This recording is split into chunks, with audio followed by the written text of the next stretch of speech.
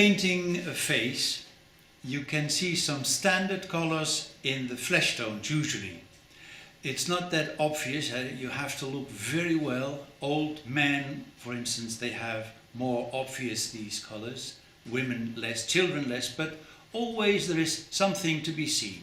And I'll show you more or less what are the basics of these three zones of flesh colors in the face. What colors I use for this example.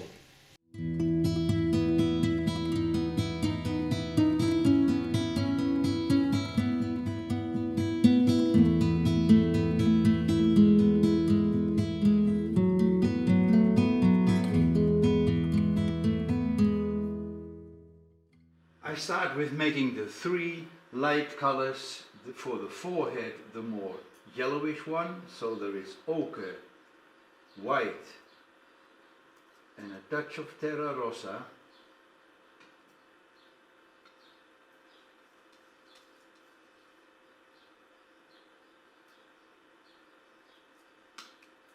And I make a string with white.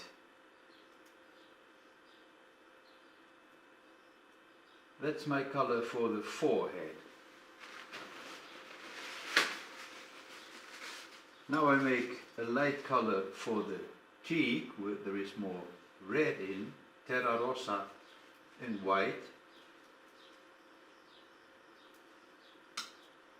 Also the string, the white string.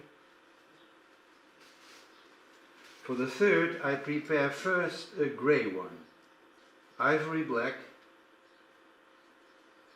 and titanium white. That makes a sort of grey, but I know this has a bluish character. Third one, I start with titanium white, a little bit of terra rossa and some of this grey.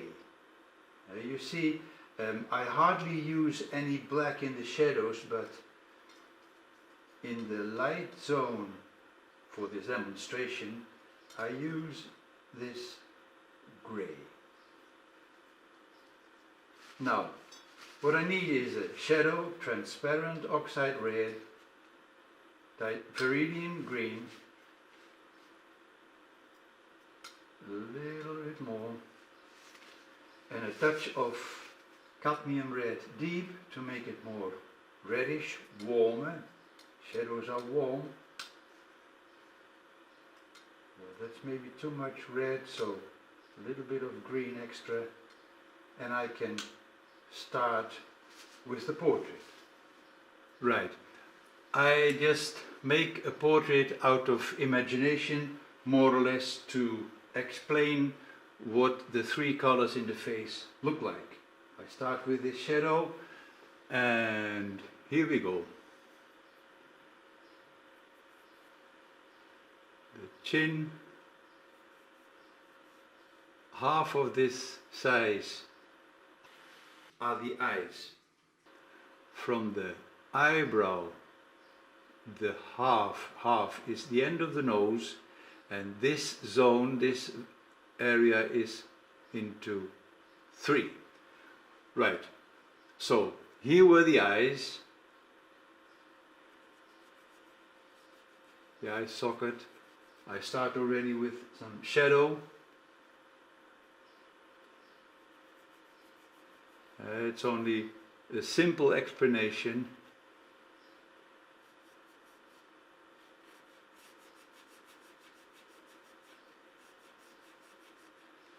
A shadow under the nose. A cast shadow under the nose.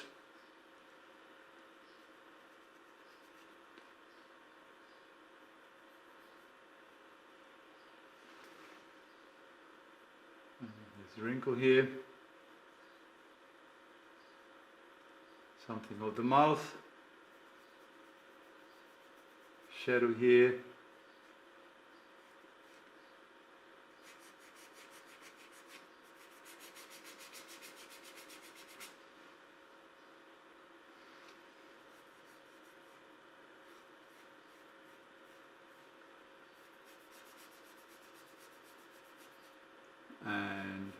The ear, of course.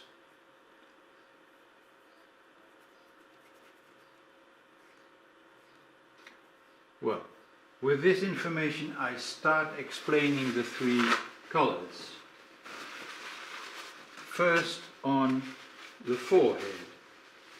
And I said there is some ochre to be seen. And why there is ochre, there is not so much blood over there.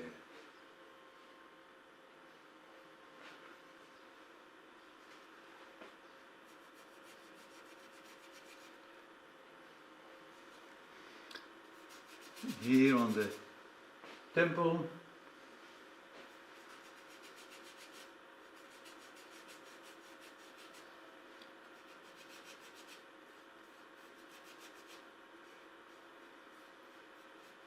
maybe a little bit more down. Now the red for the nose and the cheeks. Let me add a little bit more of this. And you see, I just simply block in the whole area. I don't pay attention so much to a good likeness because, well, I do this from memory. Under the eyes.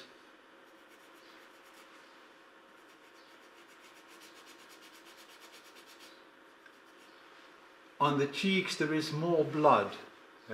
Remember, if you come from outside in winter time, these two zones are really red because of the blood over there. Now, the third color is the grayish one. On the upper lip here. Well, let's forget the whole lip. The chin.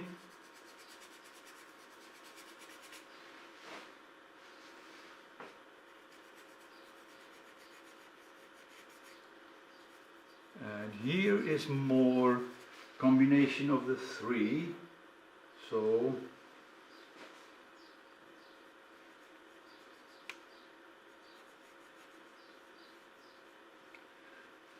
that's the starting point for the three basic colors on the face.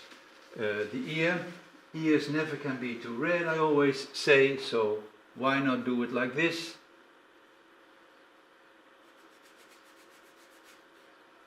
It's a very thin wash. Right. First I do again the deep shadows to get a sort of solid image. And I start with the hair. If you need black, don't paint black. I give the man black hair, and black is transparent oxide red or burnt sienna and ultramarine blue. Makes a beautiful black. And if you add a touch of green, it gets warmer.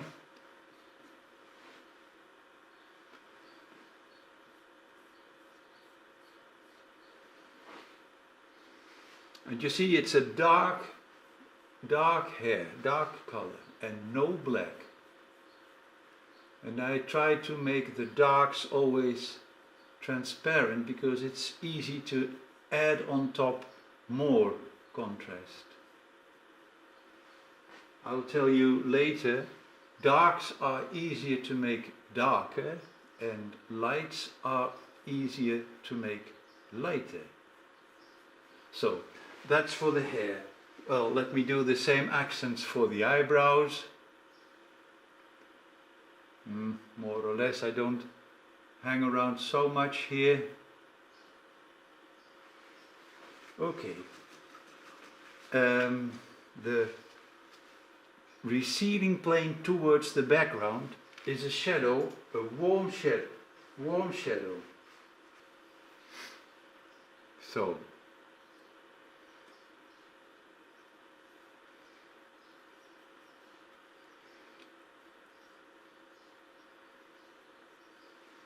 going to the chin, there is more grey.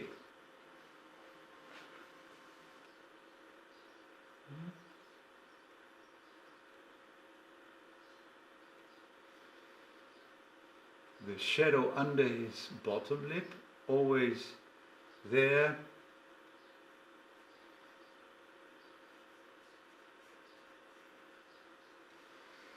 Now the shadow side of his jaw, I make a warm one.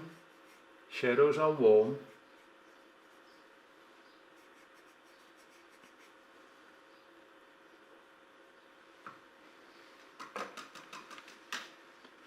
And a dark for the eye socket.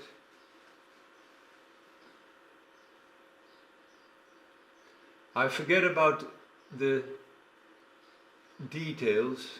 You see the eye socket.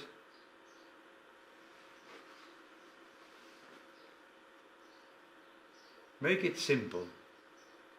Well, anyway, I want to show it very simple.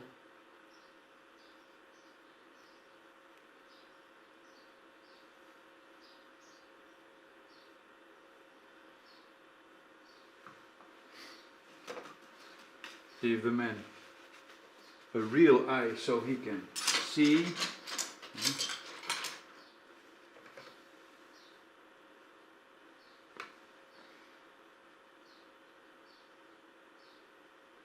More or less here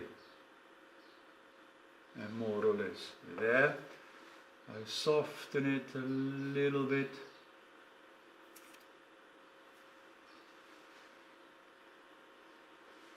It's very simple, yellowish, reddish, greyish, but there is also a volume. So let me come back first on the forehead. I think I need a little bit darker over there.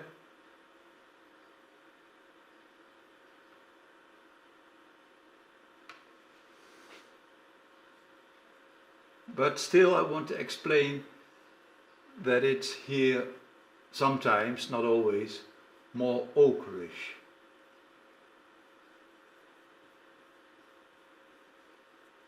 On the temple, sometimes there is more green.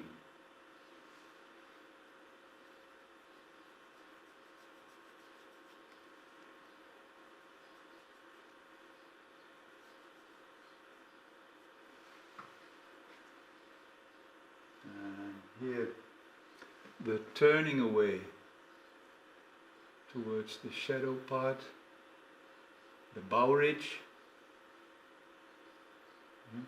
It's always a soft connection. The eyebrow here has some grey.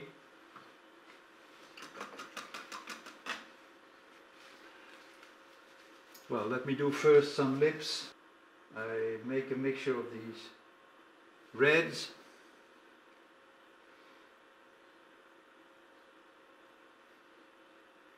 Maybe a little bit higher. And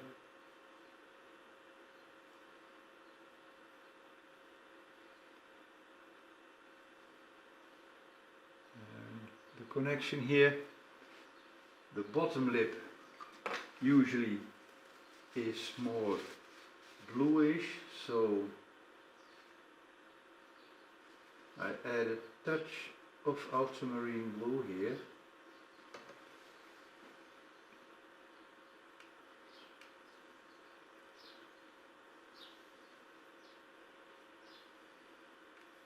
So this is my first stage. Now I continue painting the red part of the face. For instance, the nose. Nose, like ears, usually are more red.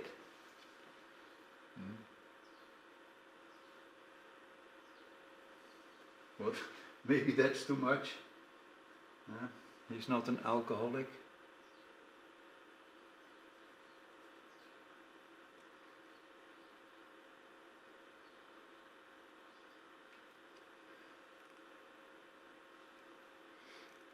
The nostril wing. This wrinkle, which is always very visible, I always make it lighter and more red.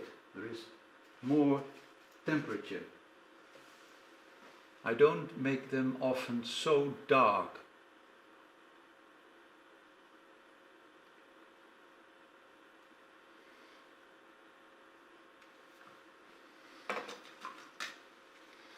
Now the connection of the rounding here is always important to make it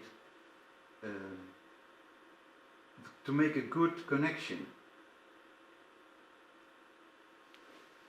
And I mean this connection.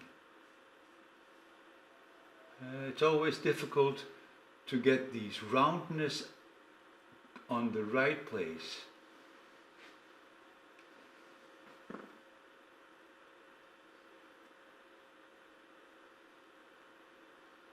Once again, here a little bit.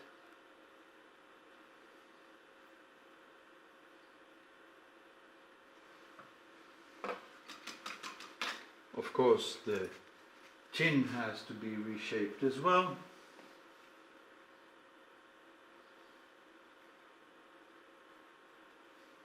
This little dimple. Okay. And at the same time I start reshaping a little bit all the forms. Blue, transparent oxide red, makes it as black.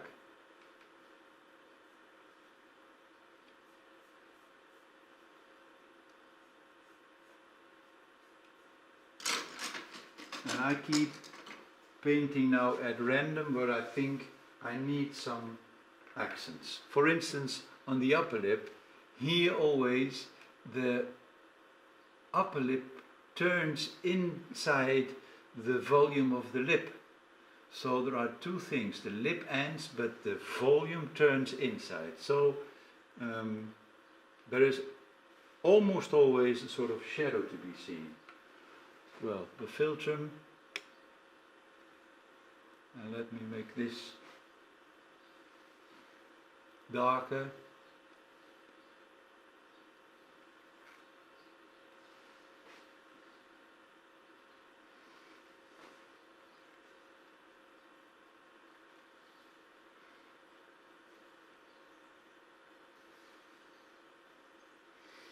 Here also this lovely corner of the mouth. It's always important to get these connections in the rounding of the right place.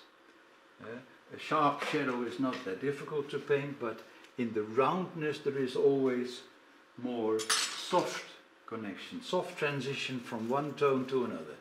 And let me try to make the whole cheek a little bit more round. And I will add there a touch of green in this grey area. So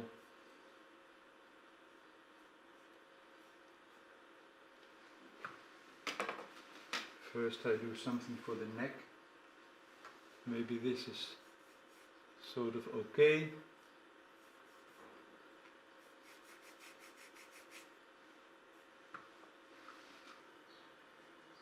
Continue with the temple. As I said, sometimes there is more green to be seen. Here.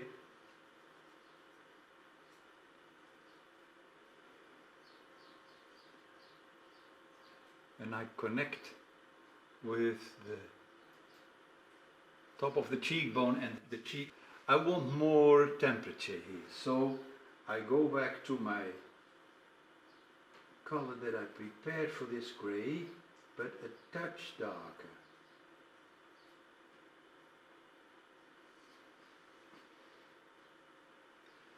Maybe darker.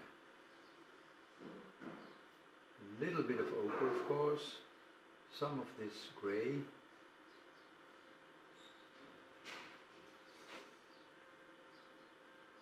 That's what I mean. It's the shadow of the beard. Let's say the shadow of the beard.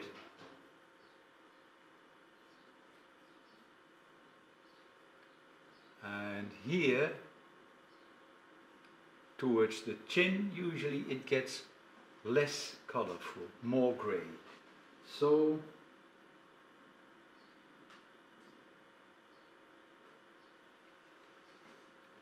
here. There is too much red still on my brush.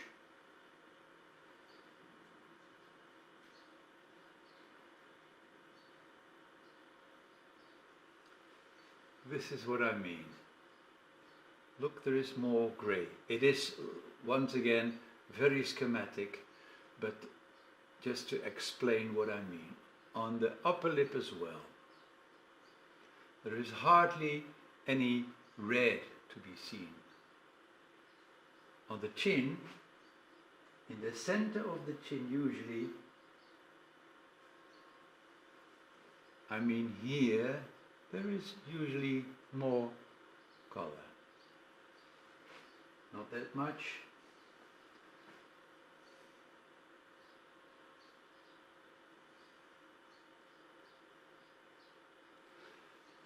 The wrinkle over there, that's the end of this one, usually produces a shadow here.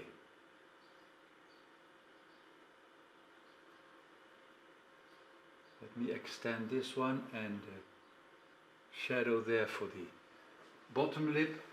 On the nose there is a highlight, of course, and highlights are cool. And this is a cool highlight. White and crimson. You know, lights are cool, shadows are warm, deep shadows are hot. Well, this can do for the highlight on his nose. Also, this part of the zone under the eye socket catches sunlight. Also, the cheekbone here.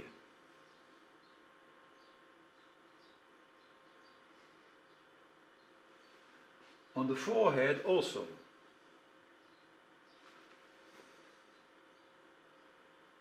You see, now it's sort of coming.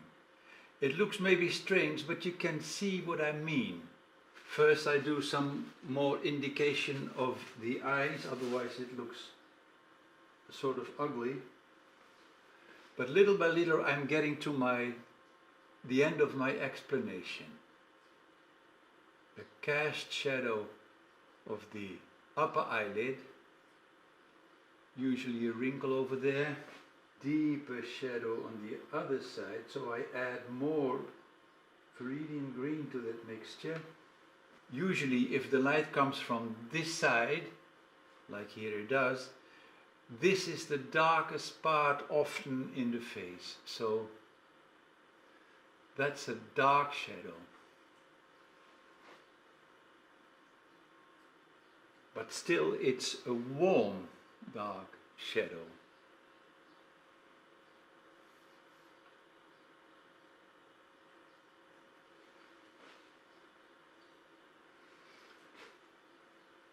The bottom eyelid, here maybe.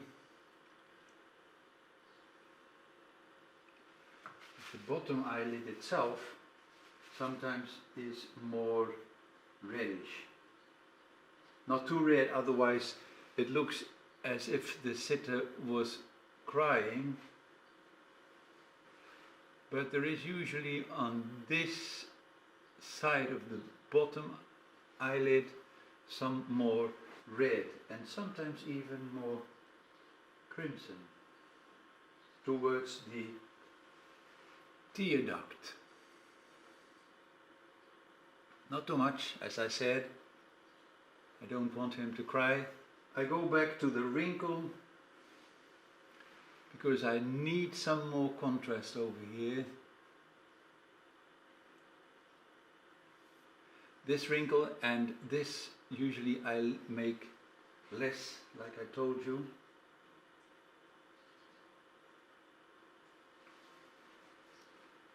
A little red accent for the end of the nostril wing. Connect the shadow over there. Reshape the philtrum. There it's once again more grey.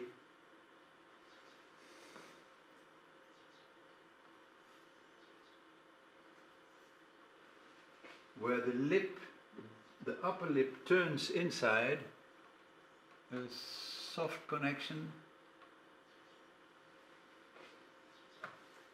and the separation between the two lips I make out of crimson and my dark shadow. I see people sometimes doing this with black or blue. Never do that. It doesn't match. You don't believe the whole thing. Make it a warm separation.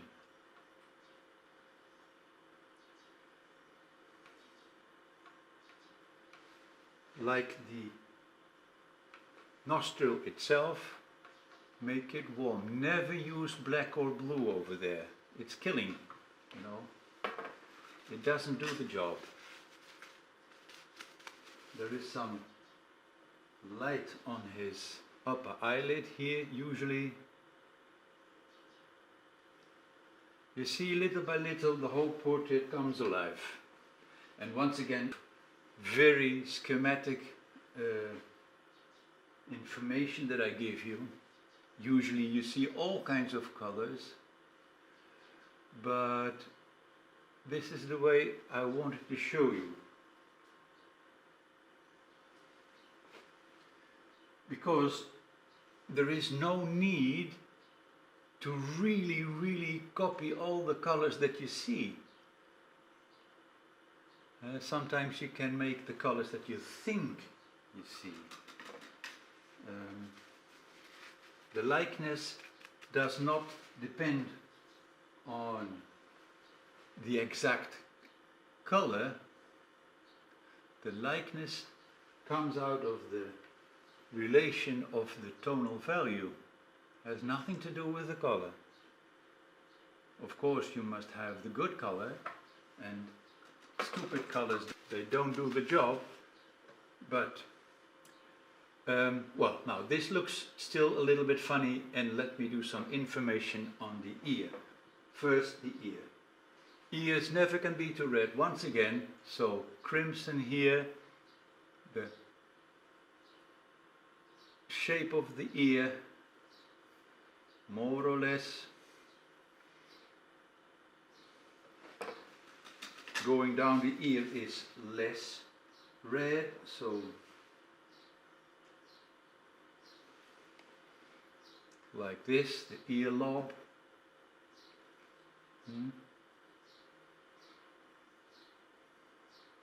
When you start making it simple, it's easier to paint. Don't see it too complicated. Usually people see far too many colors. Well, I said I will reshape a little bit the forehead to make it acceptable. There is maybe a touch of red here, so I mix them both.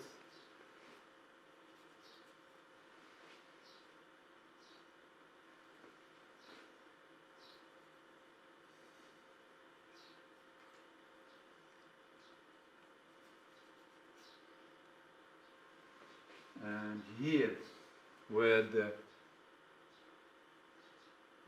volume turns into the eye socket,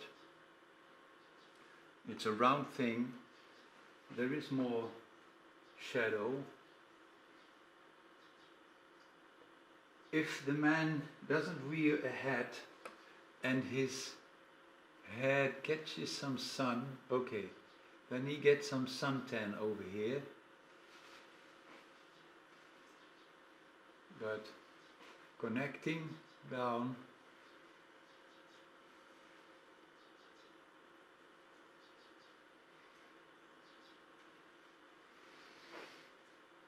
right, some lighter accents for these wrinkles. If you see wrinkles, only make one or two. That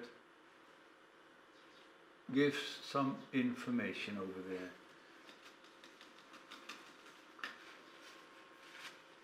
Like in the cool highlights here, there is also some highlight on his hair, or highlight, let's say, lighter areas.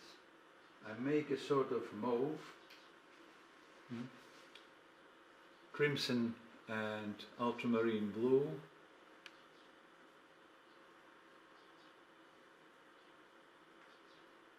Some of these here.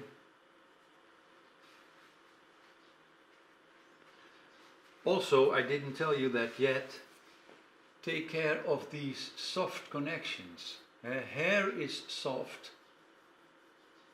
Try to imitate the softness. Here there is a sharp, crisp edge, and here hair is soft. Well, I'll do one highlight on his lip. I see there is a light on his lip still missing. Usually it's here. And why not one there? White, ivory black, and a touch of ochre.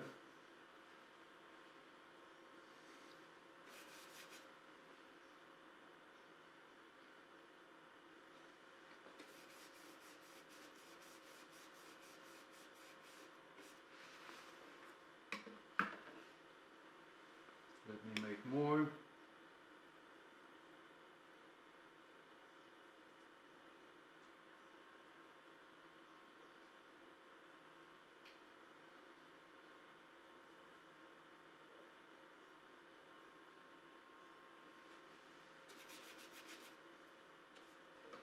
Let me give him a little bit more of red on his cheek.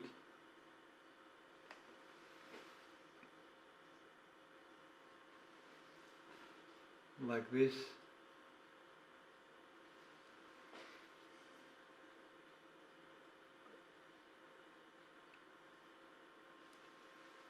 And a soft connection .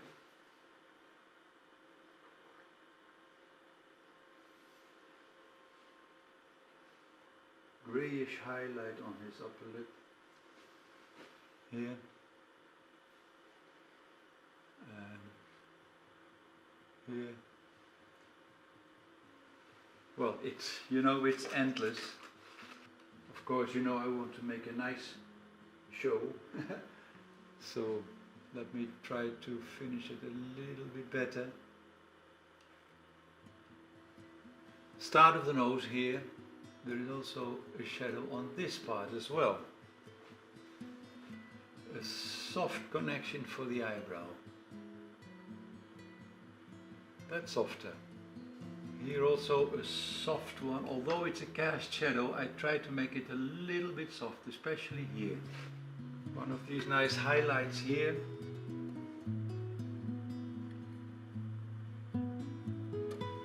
Crimson and Viridian green. I want to warm it up.